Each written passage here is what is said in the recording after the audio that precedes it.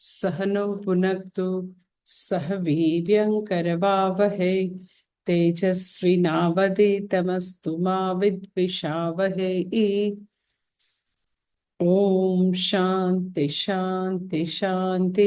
श्रुतिस्मृतिपुराणानाम् आलयं करुणालयं नमामि भगवत्पादं शङ्करं लोकशङ्करम् शङ्करं शङ्कराचार्यं केशवं बादरायणं सूत्रभाष्यकृतौ वन्दे भगवन्तौ पुनः पुनः। ईश्वरो गुरुरात्मेति मूर्तिभेदविभागिने व्योमवद्व्याप्तदेहाय दक्षिणामूर्तये नमः। ॐ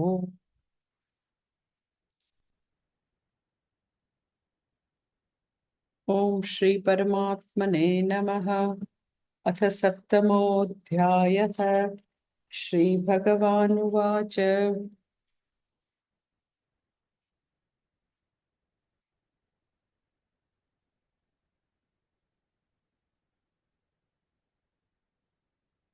मय्यासक्तमनः पार्थ योगं युञ्जन्मदाश्रयः असंशयं समग्रं माम् यथा ज्ञास्यसि तच्छृणु। ज्ञानं तेहं सविज्ञानम् इदं वक्ष्याम्यशेषतः यज्ञात्वा नेह भूयोऽन्यत् ज्ञातव्यमवशिष्यते। બીજા શ્લોકમાં ભગવાન કહે છે કે હું તને વિજ્ઞાન જ્ઞાન અને વિજ્ઞાન બંને કહીશ.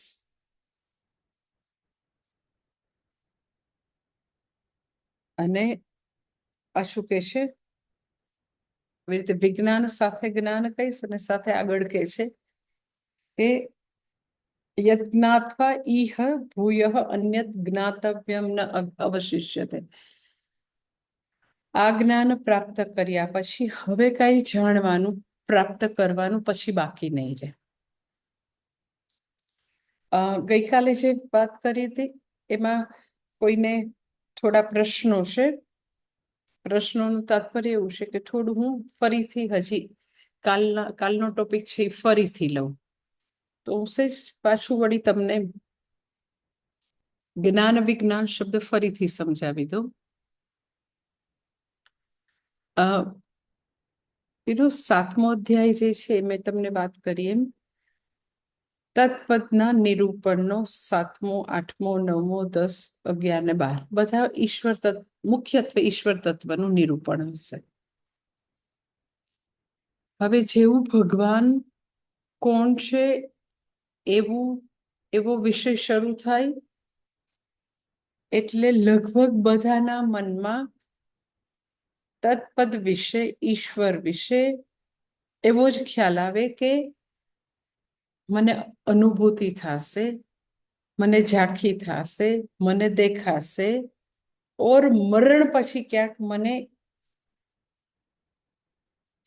ભગવાનના લોકમાં જઈશ તો ત્યાં ભગવાનના દર્શન થશે અને ભગવાનની સાથે રહેવા મળશે, ભગવાનની સમીપમાં રહેવા મળશે. એટલે બહુ બધા લોકો જે છે એ હંમેશા એવું કહેતા હોય કે એમ કે તમે ભગવાનને જોયા છે ને. લાઈક કે રામકૃષ્ણ પરમહંસની પાસે સૌથી પહેલા સ્વામી વિવેકાનંદજી આવે છે. તમે ભગવાનને જોયા છે? કેવી રીતે જોયા એમ. એટલે જ્યારે બી એમ કે ભગવત તત્વની વાત આવે કે ભગવાન પોતાના શ્રીમુખેથી પોતે કોણ છે એ રિવીલ કરશે એટલે એક કામ આપણા બધાના મનમાં એવી ડીપ રૂટેડ ગ્રંથિ છે કે મને દેખાશે, સાક્ષાત્કાર થશે, ઝાંખી થશે ઓર મેં તમને કીધું મરણ પછી મને દેખાશે. તો આવી બધી જ માન્યતા જે છે એને અહીંયા પૂરેપૂરી ભગવાન ડિલીટ કરી નાખે છે, પૂરેપૂરી ભૂસી નાખે છે કે ના, એવું કઈ થવાનું નથી. ઇનફેક્ટ જેટલી વાર તમને એવું છે કે હું જોઈ લઈશ, એટલી વાર હંમેશા તમે ભગવાનથી દૂર છો. જેટલી વાર એ બધા પ્રયાસ છે એ સૂચવે છે કે હજી તમને ભગવાન નથી મળ્યા. એ બધા પ્રયાસ જે છે, એટલે કે સાધક જે છે એ શોધ્યા કરે છે, એ શોધ સૂચવે છે કે એ સિદ્ધ વસ્તુથી દૂર છે. શોધ જ તમને કહે છે કે હજી તમે સિદ્ધ બન્યા નથી, શોધ્યા કરો છો એટલે હજી નથી. એટલે મેં તમને કીધું કે કર્ણ જ્યાં સુધી કૌંતેયને શોધ્યા કરે, એનો અર્થ એમ કે હજી કૌંતેયથી દૂર છે. કેટલો? જોજનો દૂર છે, અને આમ કહો તો જરાય દૂર નથી. એટલે સમસ્યા જે છે એ અજ્ઞાનની છે. એટલે સૌથી આઈ ટેલ યુ, સૌથી એનું આમ જન્મો જન્માંતરથી જીવ ભટકે છે, તો અહીંયા એકદમ સૌથી આ ક્રુશિયલ પોઈન્ટ છે કે ભગવાન છે એ ચર્મચક્ષુથી જોવાનો વિષય છે કે પછી એ સમજવાનો વિષય છે. અને સમજવાનું એ કઈ માન્યતા નથી, ક્રિશ્ચિયાનિટીની જે બિલીફ નથી, ટ્રુથ છે. ટ્રુથ, સાચી સમજ છે. 100% 100% એ સત્યની વાત છે સમજવાનો. એટલે અણસમજણ તો કે હજારો વર્ષની, હજારો જન્મની અણસમજ છે. ઇટ્સ લાઈક તમે એમ કહો કે કોઈ રૂમમાં છે ને, કોઈ ગુફામાં 1000 વર્ષથી અંધારું છે, તો પ્રકાશ થતા કેટલી વાર લાગે? આખી ગુફા જે છે એ હજારો વર્ષથી અંધકાર હોય, તો એક જ નાનકડી કેન્ડલ, એક નાનકડો દીપક જલાવો તો એ હજારો વર્ષનું અંધારું બી તત્ક્ષણ જતું રહેશે. એમ આપણી અંદર જન્મો જન્માંતરથી તત્પદ વિષયક અંધકાર છે, અજ્ઞાન છે. અને હંમેશા ભગવાનને આપણે પ્રત્યક્ષ રૂપે જોવાનો પ્રયત્ન કરીએ, ઓર પરોક્ષ રૂપે પામવાનો પ્રયત્ન કરીએ. પરોક્ષ એટલે તો કે વૈકુંઠમાં બેઠા છે. કેવી રીતે તમને ખબર પડી? તો કે લખ્યું છે ને, પણ શાસ્ત્રમાં, શાસ્ત્ર કહે છે ને કે તમે મરણ પછી તો કે આવી રીતે વૈકુંઠમાં જાશો, અને બહુ તમારા પુણ્ય હશે તો તમને એકદમ આગળની રોમાં જ બેસવા મળશે, સામીપ્ય મુક્તિ થશે, સાયુજ્ય મુક્તિ થશે, સાલોક્ય મુક્તિ થશે. તો ધેટ ઇઝ ઈશ્વર વિષય એક પરોક્ષ જ્ઞાન. કોઈને એવું પ્રત્યક્ષ ઈશ્વરને પ્રત્યક્ષ જોવાનો પ્રયત્ન કરે છે. એટલે મેં તમને કીધું કે મારી પાસે એક બેન બરોડામાંથી જ આવે છે. She is very nice lady, બહુ જ સરસ છે, પણ મને હંમેશા એમ કે મને બહુ દિવ્ય સુગંધ આવે. હું તમારી પાસે આવવાની હોય ને પેલા એમ કે મને એમ એકદમ આવવા જ માંડે સ્મેલ, કે હવે આમ જવાનું છે મારા માતાજી પાસે. તો જેટલી વાર આપણે એવું કહીએ કે મને હવે ભગવાન થી સામીપ્ય થયું, એટલે મને એની એક પ્રકારની આવી ઝાંખી સુગંધ, દિવ્ય નાદ સંભળાવા માંડ્યો, ઘંટારો સંભળાવા માંડ્યો, તો એ બધી જ વસ્તુ જે છે એ એક, તો તમે એમ કહ્યું બધું શું છે? તો એ ભાવુકતા છે. ભાવુકતા છે, બીજું કઈ નથી. તો તમે એમ કે ભાવુકતા છે એ નહીં સારી, હું એવું કઈ નથી કહેતી. હું ખાલી એટલું જ કહું છું કે જ્ઞાનાત એવ કૈવલ્યમ, જ્ઞાનથી મુક્તિ છે, કારણ કે સમસ્યા અજ્ઞાનની છે. કર્ણને એવું લાગે છે કે હું રાધેય છું, પછી એને એવું થાય કે હું ક્ષત્રિય હોઉં તો કેવું સારું. તો મને પછી ક્ષત્રિયપણાનું સપનું આવ્યું હતું. પછી મને આમ બહુ ફીલ થાય કે હું શું ફીલ નહીં, મને એવા વાઇબ્સ આવે છે કે હું ક્ષત્રિય છું. એવી કઈ કરવાની એટલા માટે જરૂર નથી, અને એ બધી વસ્તુથી કઈ થવાનું નથી, કારણ કે તું સતત જન્મથી જેને શોધી રહ્યો છે એ તારાથી આટલું કઈ રતિભાર બી કૌંતયપણું તારાથી દૂર નથી. જ્યારે સમસ્યા એવી હોય કે એ આપણાથી સ્થાનમાં દૂર હોય તો તમે ત્યાં પહોંચો તો તમને મળે. ભગવાન જે છે એ સ્થાનમાં દૂર છે, વૈકુંઠમાં બેઠા છે, તો તમે જઈને ત્યાં પહોંચી શકો. પછી બીજી વસ્તુ કે ભગવાન જો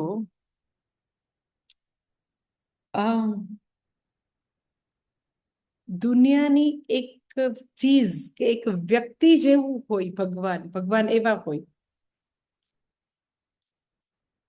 તો જરૂર તમને દેખાય.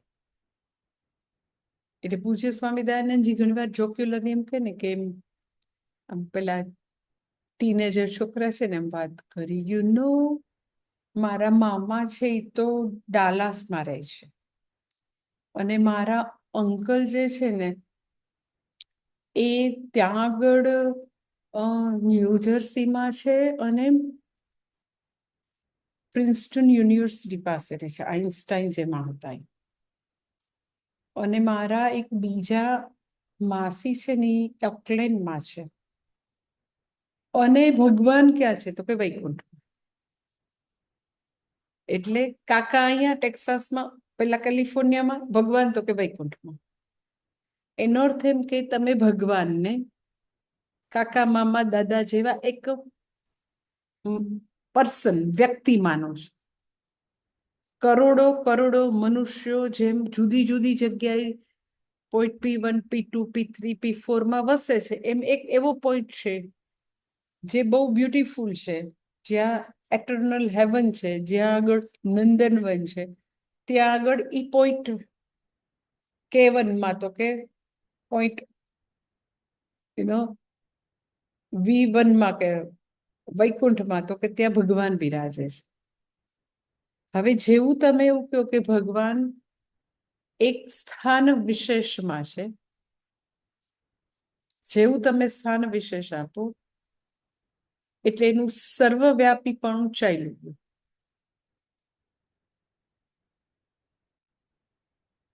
એટલે જેવા ભગવાનને તમે આંખથી જોવાનો પ્રયત્ન કર્યો અથવા તો એ ક્યાંક છે એવું તમે વર્ણનથી માન્યું કે એ સ્થાન વિશેષમાં છે, એટલે આપણે એને અલ્પવ્યાપી કરી દીધા, મર્યાદિત કરી દીધા, મનુષ્ય જેવા એક સ્થાન વિશેષ આપી દીધું કે ત્યાં બેઠો લાલો. શિવજી તો કે કૈલાસમાં બેઠા, બધે સર્વવ્યાપી નથી, ખાલી કૈલાસમાં જાવ તો જ દર્શન થાય. એટલે આ બધી તો તમે એમ કહેતો પણ એવું શું કામ છે? કૈલાસવાસી જે છે એવું તો આપણે ભજન કાયમ ગાય, વૈકુંઠમાં ભગવાન છે, લક્ષ્મીજી, તો એ શું છે બધું? તો ઉપાસ્ય મૂર્તિ તરીકે છે, એની કઈ ના નથી. એ ઉપાસ્ય મૂર્તિ તરીકે છે. ઉપાસ્ય મૂર્તિ જે છે એ ખાલી વૈકુંઠ કે ખાલી કૈલાસમાં નથી, ત્યાં જ નથી, ત્યાં પણ છે. ત્યાં જ નથી, ત્યાં પણ છે. આપણે ત્યાં જ માની લીધું અને પછી એવું કીધું હરિ ને હર બે જુદા. અને જો તમે હરિની ભક્તિ કરો અને શિવવું બોલ્યા તો તમને ભગવાન સજા આપશે, અન્યાશ્રયની બહુ મોટી સજા.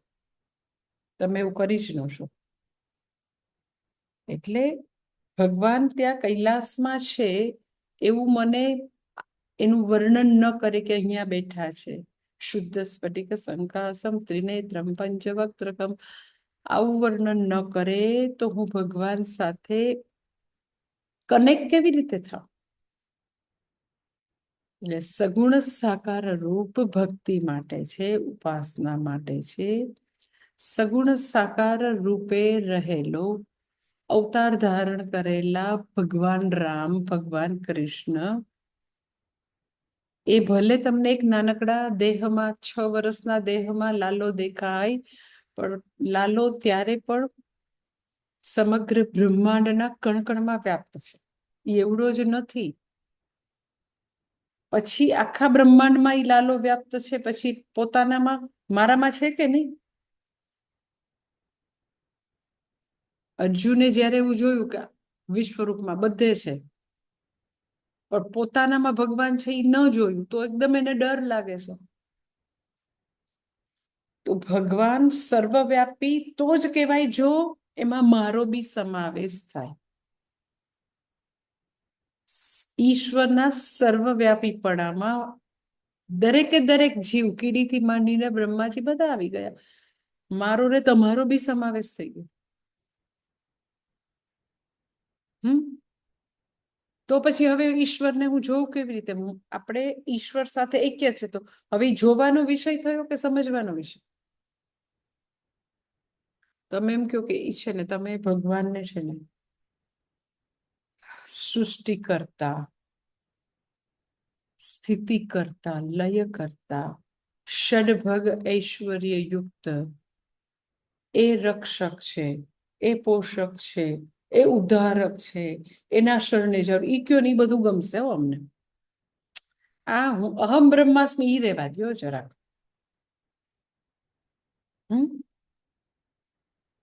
તો મારે તમને એવું કેવું છે કે દરેકે દરેક મનુષ્ય એવું કહી દે કે તમે ભગવાન સર્વવ્યાપી, પણ મને મારી બાદ બાકી કરી નાખો ભગવાન પ્લીઝ.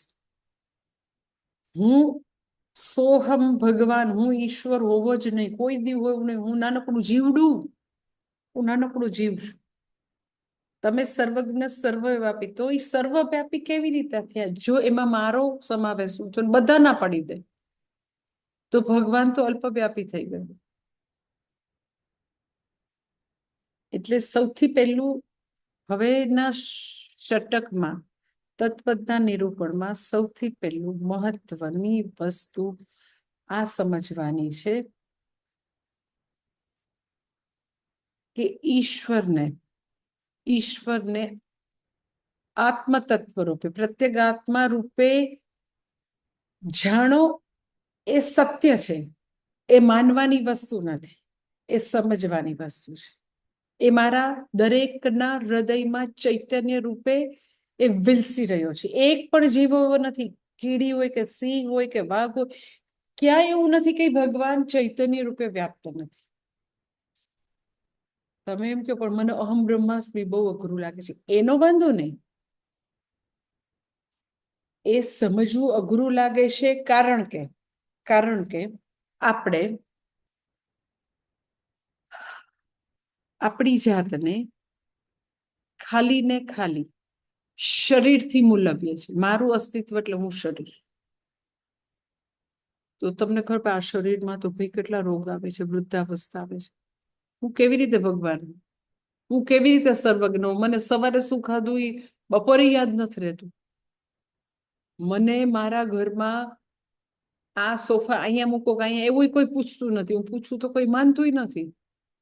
તો મારામાં ક્યાં એ કઈ પ્રકારની ઐશ્વર્ય છે, કઈ કોઈ પણ પ્રકારનું મને મારા સોસાયટીના લોકો ઓળખતા નથી. મારું કોઈ ઐશ્વર્ય નથી, મારી કોઈ કીર્તિ નથી, મારી કોઈ શક્તિ નથી, મારું કોઈ વૈરાગ્ય નથી, મારામાં કઈ જ્ઞાન કાંઈ જ નથી માનવ. અને હું કેવી રીતે મને અહમ બ્રહ્માસ્મિ કહી દઉં છું? તો મેં તમને કીધું કે ઐક્ય જે છે એ ઉપાધિના સ્તરે નથી. જેવી રીતે તરંગ જે છે એ એવું કે હું સમુદ્ર છું, તો બંનેનું સબસ્ટન્સ એક જ છે, ધેટ ઇઝ તો કે જલ તત્વ. જલ તત્વની રીતે ઐક્ય છે. સબસ્ટન્સ, સમુદ્રનું સબસ્ટન્સ પણ ઈ જ છે. કન્ટેન્ટ, બંનેનું કન્ટેન્ટ શું છે તો કે પાણી. એમ આખા બ્રહ્માંડમાં જેટલા બી ભગવાને જીવો સર્જ્યા છે, બધાનું અસ્તિત્વ પ્રદાતા જે છે એ ચૈતન્ય છે. શરીર જે છે એને ઉપાધિ કહેવાય. શરીર, મન, બુદ્ધિ, ઇન્દ્રિયને ઉપાધિ કહેવાય. ઉપાધિ મને દ્રશ્ય છે, ઉપાધિ હું નથી. મને શરીરે દેખાય છે, મને મન દેખાય છે, મને ઇન્દ્રિય દેખાય છે, મને મારી બુદ્ધિ દેખાય, બધું દેખાય છે. શરીરની સ્થિતિ જે છે એ કોઈ ડોક્ટર માટે અનુમાનનો વિષય હોઈ શકે. મને ખબર છે કે મને પેટમાં દુખે છે કે માથું દુખે છે. મને મારી મનની સ્થિતિ ખબર છે. કોઈક વ્યક્તિ એવું કહી શકે તમારું મૂડ બરાબર ને, તમે એવું કહો બધું બરાબર છે. તો મને મારી આખું કાર્યકારણ સંઘાતને હું જોઉં છું. તો જોનાર અને જોવાયેલી વસ્તુ બે એક ક્યારેય ન હોય. જોનાર અંદર બેઠો છે જે હું પોતાને કહે છે, એ આત્મતત્વનું ઈશ્વર સાથે એક્ય છે. આ શરીરનું ભગવાન સાથે એક્ય નથી. ભગવાન જે ષડભગ યુક્ત છે, જેની મોટી વિરાટ માયારૂપ ઉપાધિ છે, જે માયારૂપ ઉપાધિથી એ બધા અવતાર ધારણ કરે છે, માયાના પોતે ટોટલ કંટ્રોલમાં લઈને. અને જે સમગ્ર લક્ષ્મી જેની પાસે છે, સમગ્ર ઓવરલોડશીપ જેની પાસે છે, સમગ્ર યશ જેની પાસે છે, એ એની ઉપાધિ છે. એની સાથે મારું કદી ઐક્ય નથી. એ હંમેશા મારા માટે ઉપાસ્ય મૂર્તિ છે. ઉપાસના કોણ કરે છે? તો કે એ ઉપાધિ જે છે એને ઉપાસનાની જરૂર છે. ઉપાધિને પ્યોરિફિકેશનની જરૂર છે. મનરૂપી ઉપાધિમાં બહુ બધું કાલુષ્ય છે. તો ઉપાધિને એક જીવ ઉપાધિને ઈશ્વર ઉપાધિ જે છે એ અસર કરશે. તો એ ભક્તિ કરે છે અને પોતાની ઉપાધિને પ્યોરિફાઈ કરે છે. ચૈતન્યથી તો નિત્ય શુદ્ધ છીએ. ચૈતન્યને કઈ શુદ્ધ કરવાની જરૂર નથી. ભક્તિથી તો કે ઉપાધિ જે છે એ શુદ્ધ થાય છે. ઉપાધિમાં બધા દોષ છે. એટલે ઐક્ય નથી સમજાતું, નથી દેખાતું. ઐક્ય અઘરું લાગે છે, કારણ કે આપણે આપણી જાતને માથાના વાળથી પગના અંગૂઠા જેટલું અસ્તિત્વ માનીએ છીએ, તો એ હું નથી. ઇટ ઇઝ એક્ઝેક્ટલી, હજી હું તમને કહું કે કોઈક એવો ઘડો હોય કે જેની અંદર 20 લીટર પાણી સમાતું હોય, તો એ 20 લીટરનો ઘડો એવું માને કે હું તો સ્પેસ જે છે એ ખાલી 20 લીટરની જ છે. અવકાશ છે એ ખાલી 20 લીટરનું છે. તો અવકાશની કોઈ લિમિટ છે નહીં. એ પોતાને ખાલી 20 લીટરનો એટલે માને છે કારણ કે એની દ્રષ્ટિ અત્યારે જે માટીની દિવાલો છે ત્યાં સ્થિત થઈ ગઈ છે, એટલે એવું માને છે. એમ આપણે બી જાણે કે આ ઉપાધિરૂપ જે માટીનો ઘોડો છે એ દિવાલોથી આપણે એવું માનીએ છીએ કે આપણે આટલા જ છીએ. એકચ્યુઅલી અવકાશ છે એ સર્વવ્યાપી છે. અવકાશની કોઈ લિમિટ નથી. ઘડાની દિવાલ તૂટે તો ખબર પડે કે ઘટાકાશ છે એ મહાકાશમાં વિલીન થઈ ગયું. પણ જ્યારે ઘડો હતો ત્યારે બી એ ઘટાકાશ ને મહાકાશ, ટોટલ સ્પેસ અને પોટ સ્પેસ બે જુદા નહોતા. એમ અત્યારે આપણે આપણા શરીર, મન, બુદ્ધિ, ઇન્દ્રિયની મર્યાદા નું ભાન થતું હોય એટલે આપણને એમ લાગે કેવી રીતે હમ બ્રહ્માસ્મિ હોય. તમે ભગવાનને છે ને સર્વગુણ સંપન્ન સૃષ્ટિ સ્થિતિ લઈ કરતા રહેવા દો, મને નાનકડો જીવ રહેવા દો અને મને ભક્તિ કરવા દો. તો હું ભક્તિની ના નથી પાડતી. હું આટલું જ કહું છું કે જ્યારે ભગવાન એમ કે યુ નો અહમ તે સવિજ્ઞાનમ ઇદમ જ્ઞાનમ અશેષતઃ વક્ષ્યામિ, કે હું તને આ જ્ઞાન જે છે અશેષતઃ આપીશ, કોઈ બાકી રાખ્યા વિના આપીશ. તો બાકી રાખ્યા વગર એટલે ભગવત તત્વનું બંને જ્ઞાન આપીશ. એક તો કે આવું ઉપાધિ સહિત જે ભગવાન છે, જે મારા માટે ભક્તિ કે ઉપાસ્ય મૂર્તિ છે, એ કોણ છે? જેને દરેક વખતે નવા નવા અવતાર લીધા. કોઈ વાર અંશ, કોઈ વાર એક નાનકડા કોઝ માટે અવતાર લીધો હોય, કોઈ વાર બહુ બધા કોઝ માટે અવતાર લીધો હોય. ધારો કે નૃસિંહ અવતાર લીધો હોય તો એક જ કોઝ માટે અવતાર લીધો. રામા અવતાર ને કૃષ્ણ અવતાર તો કે બહુ બધા કારણો માટે અવતાર લીધો. પણ એ આટલું સિમ્પલ બી આપણને સમજાવવું જોઈએ કે કૃષ્ણ ભગવાન આવ્યા એ પહેલા પણ પૃથ્વી હતી. એટલે તો જ્યોતિષ બી હતું, વેદ બી હતા. એટલે તો આપણે એમ કે ભગવાનનો જો આ નક્ષત્રમાં જન્મ થયો, રોહિણી નક્ષત્રમાં ભગવાન જન્મ્યા, ભગવાનની તો આ રાશિ આવી, ભગવાનનો તો હવે બસ 8 વર્ષના 7 વર્ષના કંઈક ભાગવતમાં આવે છે વર્ણન. એટલે દેવકીજી એમ કે હવે આપણા દીકરાને જનોઈ આપવાનો સમય થઈ ગયો છે, હવે સંસ્કારની જરૂર છે ને. સો ભગવાન જે છે એ અવતારી ભગવાન જ ભગવાન છે એવું માનવું એ મૂર્ખામી છે. એટલે ઉપાસ્ય મૂર્તિ તત્વતઃ શું છે એ પણ સમજવું પડે. એ હું તમને સમજાવું. ઉપાસ્ય મૂર્તિ બધાને ખબર છે, અને પોસિબલ છે કે ઉપાસ્ય મૂર્તિ જે છે એ બહુ બધા ભક્તોને કોઈ વાર એવી ઝાંખી થઈ હોય, નરસિંહ મહેતા અને મીરાબાઈને, એની હું ના નથી પાડતી. પણ ઝાંખીનું બહુ મહત્વ એટલા માટે નથી કારણ કે એ લોકોને તો ઝાંખી થઈ હશે, હાલો 100% થઈ, ચાલો માની લ્યો. અર્જુનને તો હજરા વર્ષોથી હતા, એમાં તો કઈ ઝાંખીનો સવાલ નહોતો. રાત ને દિવસ એની સાથે હતા, તો પણ અર્જુનનો શોક ગયો નથી. ભગવાન હાજરા હજુર હોવાથી આપણે મુક્ત થાય એવું થવાનું નથી. અર્જુનની મુક્તિ ભગવાનના શ્રીમુખેથી આત્મવિદ્યા પ્રાપ્ત કરવાથી જ થયું છે. એટલે તમે એમ કહો મારે ભગવાનને જોઈ લેવા, પણ અર્જુને જોયા હતા તો એ તો રડતો તો ભાઈ, જોઈને તારે શું કરવું છે? એનો પહેલા તો મેં તમને કીધું એ જોવાનો વિષય જ નથી, પણ એ ફેટોલ તમને એવી જીદ હોય કે મારે જોવું છે, તો અર્જુનથી વધારે કોણ આપણી પાસે મોટી મોટી પ્રૂફ હોઈ શકે?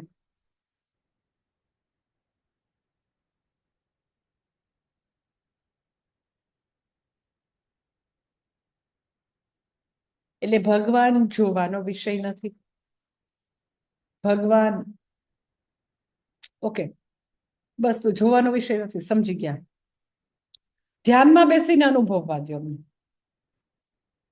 ધ્યાનમાં પછી છે ને ગુરુજીએ છે ને આમ આજ્ઞા ચક્રમાં આમ કરીને આમ કર્યું, પછી શક્તિપાત થયો, પછી એની કુંડલીની જાગૃત થઈ ગઈ, પછી એવી ઝણઝણાટી થઈ.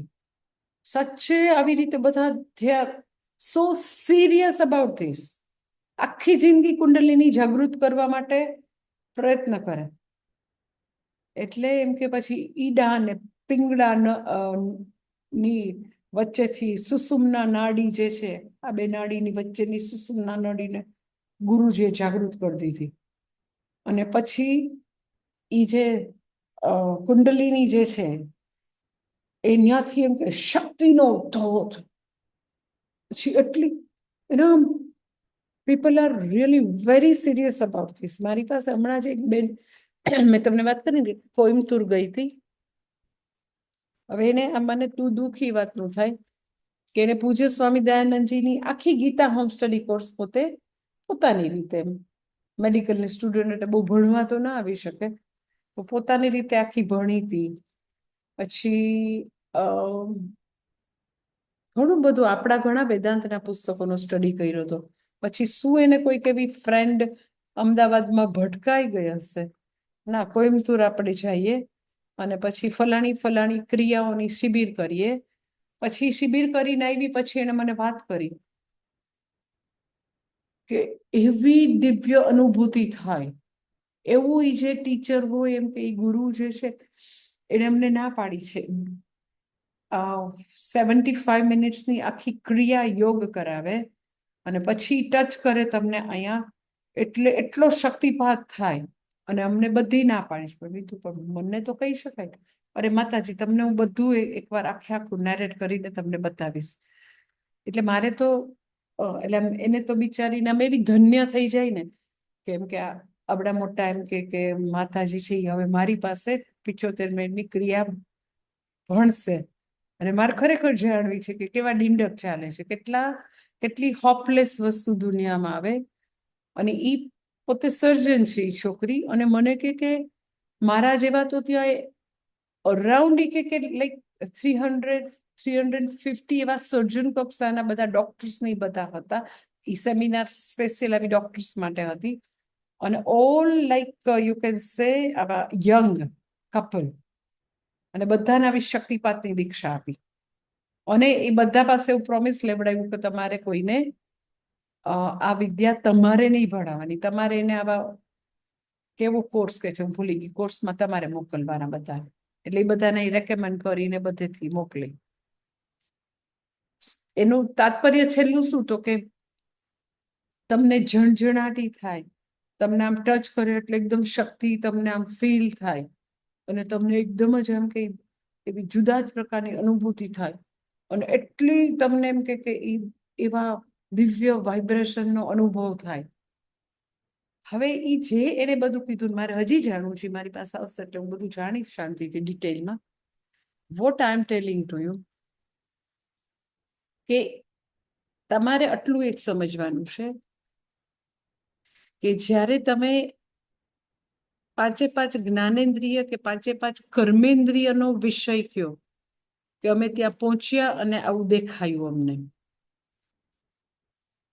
કે ફલાણાને છે ને ફલાણા રેલવે સ્ટેશને ફલાણા બાકડા ઉપર બેસીને એને ફલાણા દાદા ને બાપાને ત્યાં આગળ બીડી પીતા પીતા સાક્ષાત્કાર થયો. હા સાચે. અને એના આજે લાખો ફોલોઅર્સ, એવું છે એનો સાક્ષાત્કાર દિવસ. ફલાણા રેલવે સ્ટેશન પહોંચીને બાકડા ઉપર એને સાક્ષાત્કાર, એને આવું દેખાણું ભગવાન. તો what I M telling to you કે દેખાયો 5 જ્ઞાનેન્દ્રિયથી કંઈક ને કંઈક દેખાયું, સંભળાયું, કે પછી સ્વપ્નમાં દેખાયું, કે પછી શક્તિ અનુભવાણી, કુંડલીની શક્તિનો અનુભવ થયો. તો મારે આટલું જ તમને સિમ્પલ એક લોજિક આપવું છે કે તમે જ્યારે દર્શન કરો છો કે અનુભવ કરો છો, બરાબર સાંભળો છો, તો તમે કરનાર તમે છો, બરાબર. હું અનુભવ કરું છું, હું જોઉં છું, એટલે હું અને અનુભવ નો વિષય બે જુદા થયા ને. એક જ્ઞાતા અને એક જે શક્તિ છે જેનો તમને અનુભવ થયો, એટલે શક્તિ જુદી થઈ, તમે જુદા થયા. તમને ટેકનિકલ ભાષામાં આત્મા કહેવાય. હું એટલે આત્મા. આત્મા સિવાયનું જે બી તમને દેખાય છે, સંભળાય છે, અનુભવાય છે, એ તમારા સિવાયનું છે, તો જ તમે અનુભવ કરી શકો ને. આજે તમે મને સાંભળી રહ્યા છો તો તમે આત્મા, અને હું તમને જે સંભળાય છે દેટ ઇઝ અનાત્મા, તમારા સિવાયનું છે. એ તમે નથી. શબ્દો છે એ તમે નથી, તમારા સિવાયનું છે. એટલે જેટલી વાર તમે એમ કહો મને દેખાયું, એટલે એ આત્મતત્વ નથી. તમે શોધવા નીકળ્યા છે હું એમાંય આત્મા શું છે, તો તમે આત્મા સિવાયની વસ્તુઓનું વર્ણન કરો છો. એટલે ભગવાન કઈ કેટેગરીમાં આવ્યા તો કે ઈ આત્મા નથી, અનાત્મા છે. એટલે એક અનુભવ કરનાર છે, એક અનુભવનો પદાર્થ છે, જે ભગવાન છે અનુભવનો પદાર્થ. એટલે અનુભવનો પદાર્થ, અનુભવિતા અને અનુભવ, ધેટ ક્રિયા, કર્તા, કર્મ એન્ડ ક્રિયા. તો એ ત્રણેય જુદા થયા. કર્તા હું છું, મને ભગવાનની ઝાંખી થઈ એટલે ભગવાન દેખાયો, તો ભગવાનને ઓબ્જેક્ટ કહેવાય, આ સબ્જેક્ટ.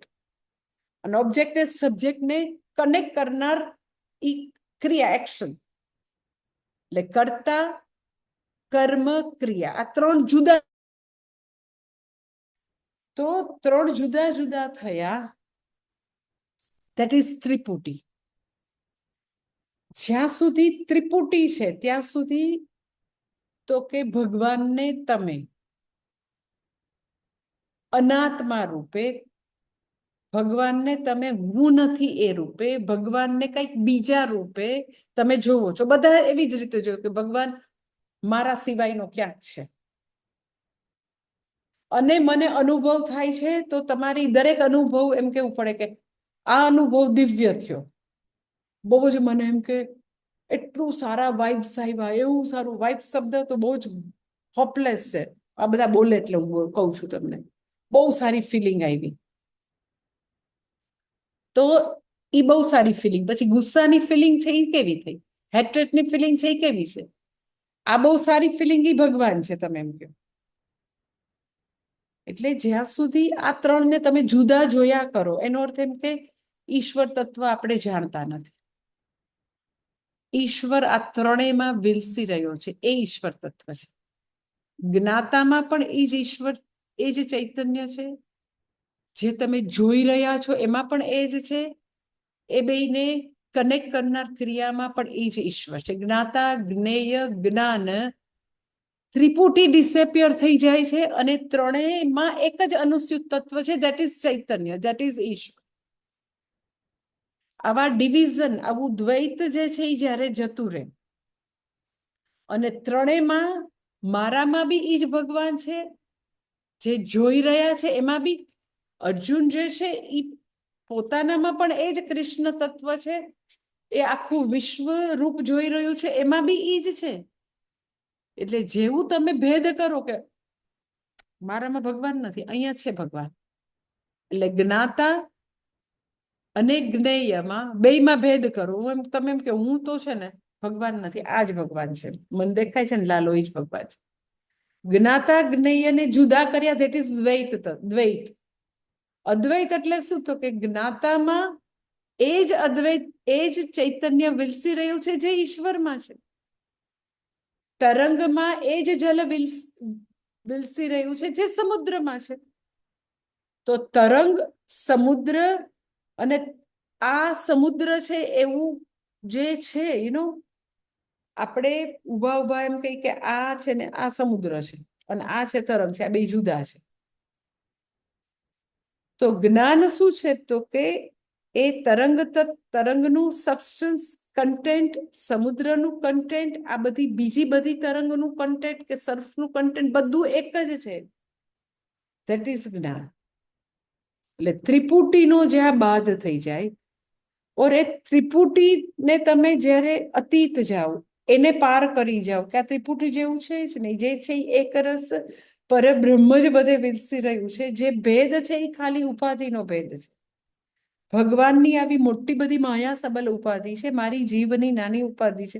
ઉપાધિથી ભગવાન સાથે મારું ઐક્ય નથી, પણ જેને કારણે આપણે હું કહીએ છીએ, જેને કારણે આપણે બધા ટકી રહ્યા છે, ચૈતન્ય તત્વ, જેનો કદી જન્મ નથી, જેનો કદી મરણ નથી, જે હંમેશા તો કે દરેક વખતે દરેક યોનિમાં જે ચૈતન્ય હંમેશા વિલસી રહ્યું છે, એ ચૈતન્યનું ઈશ્વર સાથે ઐક્ય છે.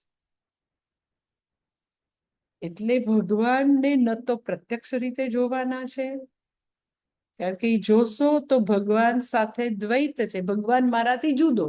ભગવાનને જુદો કીધો તો ભગવાન બી નાનકડો થઈ ગયો. આપણે તો જીવ રીતે આપણે નાનકડા ઓળખીએ છીએ, પણ ભગવાનને નાનો કરી દીધો, કારણ કે જેની અંદર મારી જાત ઇન્ક્લુડ નથી, તો એ ભગવાન સર્વવ્યાપી ન થઈ શકે.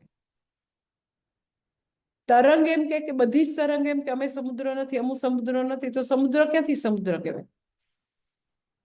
એટલે ઈશ્વર પ્રત્યક્ષ જ્ઞાનનો વિષય નથી, પરોક્ષ જ્ઞાનનો વિષય નથી. અપરોક્ષ એટલે ક્યારેય ઇન્દ્રિય ગમ્ય નથી. પંચપ્રમાણ ઇન્દ્રિય ગમ્ય હોય જ પંચપ્રમાણનો વિષય બને. અને એ જે છે ભગવાન, એવું જે જ્ઞાન કે ચૈતન્યના લેવલથી, ચૈતન્યની રીતે, એ રીતે છે એ શબ્દ હું પાછો ડિફાઇન કરીશ. હું જ ઈશ્વર છું, ધેટ ઇઝ વિજ્ઞાન. જ્ઞાન એટલે શું? તો કે કોઈક એવો ઈશ્વર છે જે કોઈ લોકમાં વસે છે, એ જ્ઞાન. જે સૃષ્ટિ સ્થિતિ લય કરતા છે એ જ્ઞાન. પછી જ્ઞાનને વિજ્ઞાનમાં કેવી રીતે કન્વર્ટ કરવું? તો કે જે સૃષ્ટિ સ્થિતિ લય કરતા ઈશ્વર છે એનું તત્વ ને મારું તત્વ એક છે, ધેટ ઇઝ વિજ્ઞાન. હવે ચૈતન્યની રીતે મારે એની સાથે ઐક્ય છે એવું તમે કહો તો એ વિજ્ઞાન છે. તો તમે એમ કહો બીજી કઈ રીતે ઐક્ય નથી? તો ઉપાધિની દ્રષ્ટિએ ઐક્ય નથી. હવે ઉપાધિની દ્રષ્ટિએ ઐક્ય નથી, તો તમે એમ કહો કે એટલે તો પછી એક નો જ થયા ને. તો એ જરાક અત્યારે વિષય નથી, તો એ જરાક સમજાવી દો એટલે આમ ટોપિક પૂરો થઈ જાય. કે બહુ બધા ઓર્નામેન્ટ્સ છે, સોનાના દાગીના બહુ બધા પડેલા છે, બરાબર? તો એ બધા સોનાના દાગીના જે છે, માની લ્યો કે એ લોકોને એવું લાગતું હોય કે અમે બધા ચેઇનને એમ લાગે કે હું જુદી છું, બંગડીને એમ લાગે હું જુદી છું, વીંટીને એમ લાગે હું જુદી છું, અને બધાને પોતપોતાના જોબ માટે ડિસસેટિસ્ફેક્શન હોય ને બધા અંદર આમ ફરિયાદ કરતા હોય કે મને કઈ જોબ સેટિસ્ફેક્શન નથી.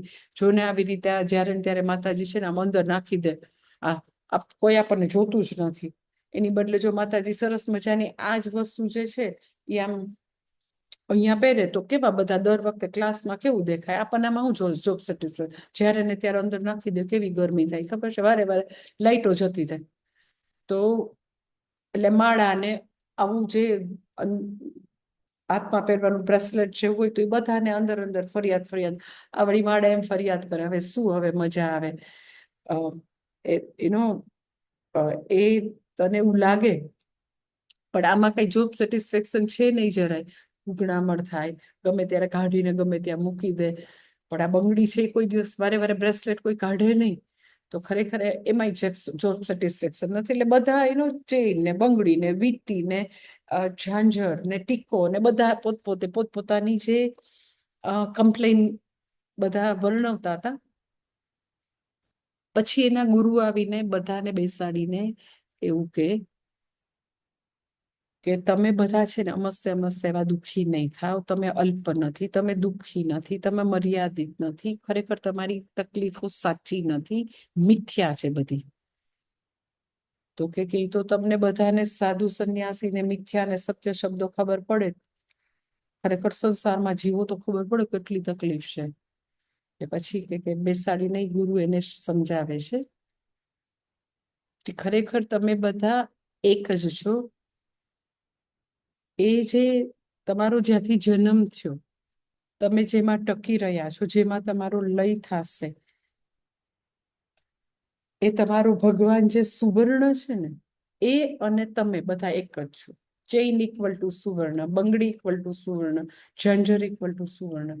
તો ઓલા કે હોય કાંઈ, સુવર્ણ જે છે અમારા ભગવાન છે, એમાંથી અમે આવ્યા છીએ, એની યારે થોડું ઐક્ય હોય.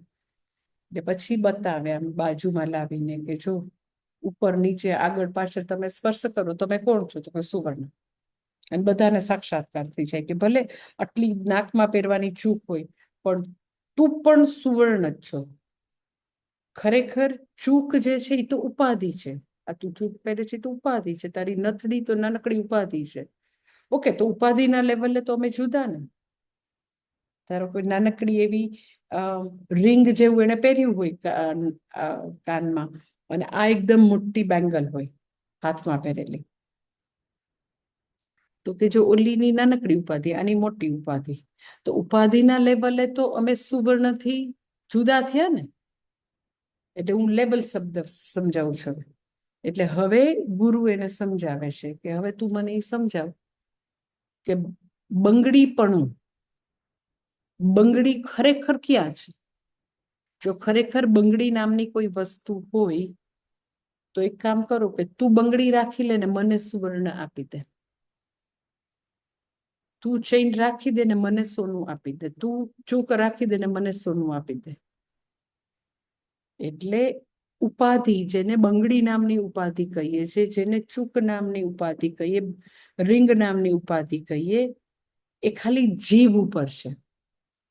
ખાલી ઇટ ઇઝ નેમ સેક, ખાલી નામ આપ્યું છે. આવા પ્રકારના શેપને આવું નામ આપવું, એવું આપણે બધાએ મ્યુચ્યુઅલી નક્કી કર્યું છે.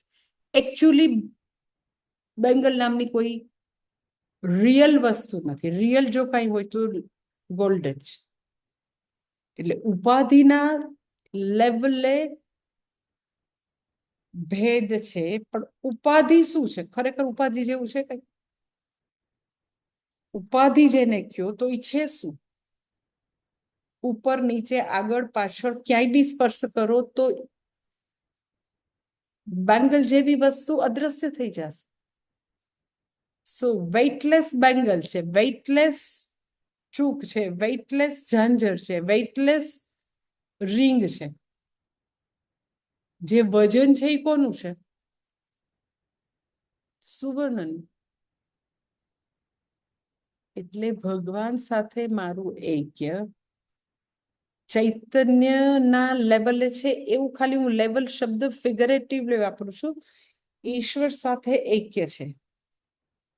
જીવનું ઈશ્વર સાથે ઐક્ય 100% છે. ઉપાધિ ભેદ છે, પણ ઉપાધિ મિથ્યા છે. બેંગલ જેમ મિથ્યા છે. મિથ્યા એટલે શું? તો કે જેને હોવા માટે પોતાનું અસ્તિત્વ સત્ય પાસેથી ઉછીનું લીધેલું હોય. બેંગલે પોતાનું અસ્તિત્વ સોના પાસેથી ઉછીનું લીધેલું છે. બેંગલને પોતાનું કોઈ અસ્તિત્વ નથી. એટલે ઉપાધિના દ્રષ્ટિથી ઈશ્વર સાથે મારું કદી ઐક્ય નથી.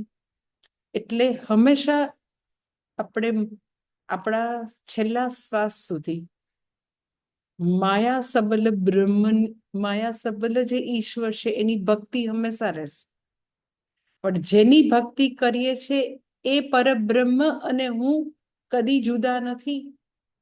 એ જ્ઞાન જે છે that is called વિજ્ઞાન, કે એ સમગ્ર બ્રહ્માંડના કણકણમાં ચૈતન્ય રૂપે વ્યાપ્ત ઈશ્વર છે, એ જ હું છું.